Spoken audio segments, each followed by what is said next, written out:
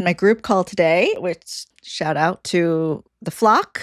I appreciate y'all always inspiring me. We always have really great conversations. This is my advanced group inside of Video Creator Club. Today we were talking about process because we've been going through the artist way, and now we're in, as the time of recording this, week 10. And kind of as a group, we've all gotten to the point of moving past certain kind of standard issue fears to now, I want more. I want more out of our creative selves and creativity out in the world. So we're talking about process. And I don't know about you, I love to see behind the scenes. I love to hear about what someone was thinking when they made a certain decision. And this came up in the group that other people feel the same way. And I was like, what process can I share right now? Like, and everybody, you have something in your creative process that you can share right now. It's not a tutorial. It's sharing, like, what are you thinking when you make these decisions? So I decided, I was like, what can I talk about? What can I share? The most recent kind of adjustment that's been what I've been working on lately, where I'm like, I can't do anything else until I get this set up, which is like not true. I could have been doing stuff the whole time, but I was using it as a block. But we're in a good place right now, is my office setup. If you've been following me for a long time, you know it's gone through a couple of different iterations, and this, damn. But why? I say a couple different iterations. The camera just disconnected because when I touch anything, because it's not solid, nothing is solid yet. And these that's beside the point. What I'm talking about is sharing what I'm thinking about when I'm choosing how my office is set up and how my desk is set up from trying it a bunch of different ways. The primary thing for me is that this needs to be a command center, because I've tried having my work desk in one spot and having my set in another place and having my makeup, my beauty station, like where I do my hair and makeup, in a different place. It does not work for me. I need a command center where all these things are together. So in trying it both ways, I've moved back to command center style. So let me show you what this looks like. This is the other camera that you saw me recording on. Over down here and up here, you can see some of it. Skincare, makeup, hair, all my hair dryers, curlers, things like that. That's all located here. So I can do my hair and makeup in the setting where I need to know what it looks like. So I can turn on my camera, I can see what it looks like, and then I have a mirror that I pop up as well so I can see a little bit closer. Because you can do your makeup in a different room, but then you sit in front of the camera, it doesn't look right. And this is from experience. So this has to be here. These sets need to be together. I need to be able to film, but then also edit and also do emails and also do calls. I need to be able to do all these things. I need to be able to journal. I need to be able to text. I need to be able to relax. I need to be able to do so many things. It needs to be a command center. So very, very important to me. It needs to be multifunction, but it also needs to be ready to go, which is the problem that I often come up with, is she's not ready to go because I put things in my own way. This is a problem that I have, and I always get mad at myself. I'm like, you just love to put stuff in your own way, but I'm working on that. The way that I have things set up so they're ready to go, this camera that you see right now, I just plugged this in USB-C straight into the computer. It's now an extra camera source in Ecamm, but I put this here so I could turn you around and you could see this. This right here is a camera in front with a teleprompter, monitor right below. This is where I keep my Ecamm so I can see what's going on. Up here on the teleprompter, if I have a phone call, a Zoom call, or if I'm live streaming or I need to put notes or anything like that, I will put that up there. And then next to that is the big monitor. This is where I would do any of my editing, if I'm going to do any video Premiere stuff, things like that. Video Premiere, Adobe Premiere. If I'm going to do editing, if I'm going to be live streaming, if I'm going to be whatever it is, it'll be there on that one. And that monitor can come out and I can move it around as necessary. My keyboard and my mouse, wireless, so I can move around as necessary. Up top, let's see, can I show you this? We go up, up, up, up, up, up. Overhead camera that's currently not operational because something like this cable is not connecting to the computer for some reason. And then this note just went up here today because in the Artist Way, this came up. Workaholism is a block, not a building block, which is an important thing for me to remember. And then over here, this is my newest, greatest addition to the set this year, was out of necessity. This is the Amaran Verge Max, which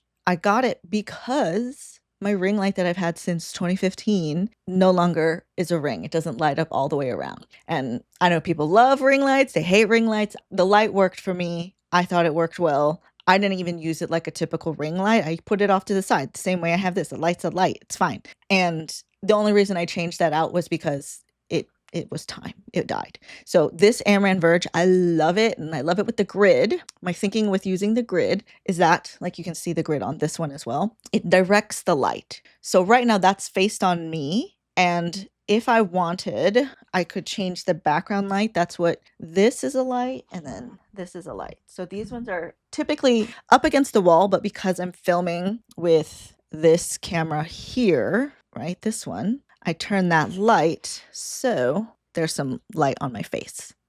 That's why that's turned this way. But usually that's up against the wall, and that's where I can do things in my handy dandy app, which these are all now Amaran lights. When you're choosing your lights, just choose a system and stick with it. That's all I can tell you. It's like you pick a system and then that's the one you do, so you can connect everything together, because most things have an app at this point. So 3 lights are connected to this app, and we'll do blue. So I usually do this. This points against the back wall. And then we can do the other one in a different color, which then kind of gives us a gradient, which is just because it's all really bright. So we turn down the temperature a little bit. Now you can kind of see we got some colors happening. Now, with this, you can see different things on my desk, but it was important to me to have an option that is a plain background. So I can do this if I want to have the, like, you can see the shelf, you can see the calendar, it looks like she's in an office. I have that option here,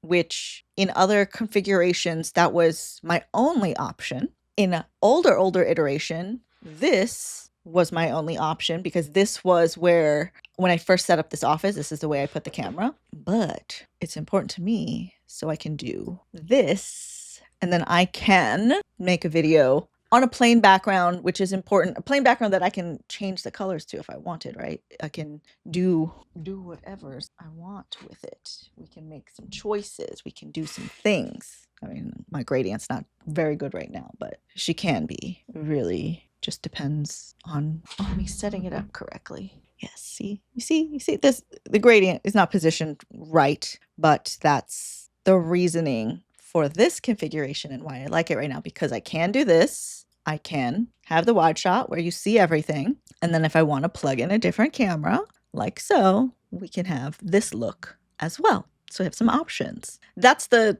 flexibility of it, the modularity of it that's important to me. And the having of multiple monitors is important for me because I'm often doing a couple of different things. And I need to have one monitor that you can see here. I'll show you this way. What you see here above, right here, this is the Elgato teleprompter. And then this monitor is just like, I don't know, it's not even on a stand. It's like a portable monitor. This one typically always has my video production software, has Ecamm on it. And then up here is a place, like you can see, it's a monitor, but it's a teleprompter. So the camera is right behind it. That's important to me. And it was a new addition. I'd say that was my star addition last year, was the Elgato teleprompter, because it's not so much about the teleprompter of it. It's when you're doing calls, you're doing Zoom calls, like to be able to look at the face of the person you're talking to, but also be looking at the camera as well. Now, behind the Elgato teleprompter, I have this Sony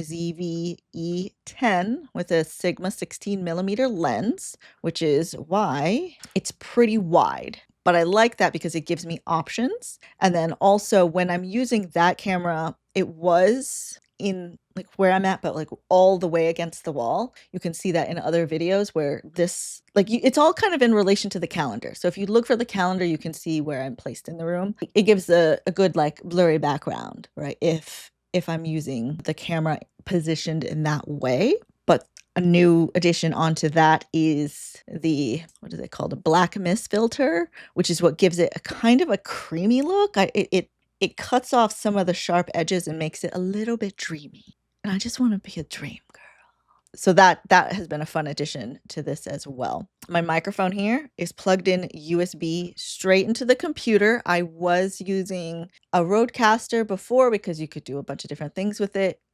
In the end, more than necessary for what this setup is. The Rodecaster does have a new life in Will's set because he's plugging in a drum set, a microphone, a guitar, maybe another guitar, the computer. Like, he's doing a lot. It's a better use of that tool versus here. While it was fun, it took up a big amount of real estate on the desk without it being actually purposefully functional. So that was an intentional removal of that. But the way that I have my microphone set up, if I want to switch out microphones, this cable, I just take it out and plug it into other ones. Underneath the desk here, I have my headphones that are on a hanger, so I can get to those right away, and they plug into here because if I'm ever on a call or I'm a guest on a podcast or where I have to hear somebody else, I will just use those headphones. People are like, wow, you're using the big headphones. I was like, if you see it, that's great. It means that the audio is not going to echo because the audio is in my ears and not coming out of the speaker.